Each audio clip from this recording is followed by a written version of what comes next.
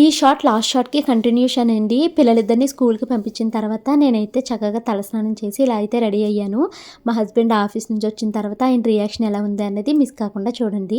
ఇంకా మార్నింగ్ పిల్లల కోసం నేను ఎగ్ ఫ్రైడ్ రైస్ చేశాను కానీ మా కోసం వంట అయితే చేసుకోలేదు కదండీ. సో మా కోసం కూర కింద క్యాప్సికమ్, ఎగ్స్ అయితే వండుతున్నానండి. అలాగే మార్నింగే పప్పు అయితే నానబెట్టాను. పప్పును ఇంట్లో తోటకూర అయితే ఉందండి. పప్పు తోటకూర అయితే వండుతున్నాను.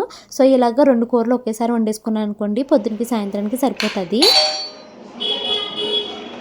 అర్రే మ్యాచింగ్ శ్రీవారు చూడండి మేమిద్దరం అనుకోకుండా మ్యాచింగ్ వేసుకున్నాం. బాగున్నామే. ఫోటో తీద్దామా? ఇంకా మ్యాచింగ్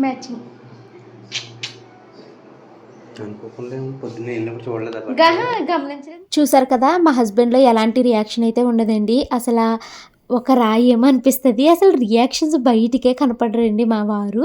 మీ వారు కూడా ఇంతేనా? కామెంట్ చేయండి. మా వారు ఆఫీస్ నుంచి వస్తూ పాలు పెరుగు అయితే తీసుకుని వచ్చారండి. ఇంకా పప్పు అయితే తాలింపు వేసేసాను. తినే ముందే వండుతున్నానండి. పిల్లలకి స్కూల్ ఉండట్లేదు కదా ఈ మధ్యలో, అందుకు ఇప్పటి నుంచి స్కూల్ కాబట్టి మార్నింగే వండేయాలి.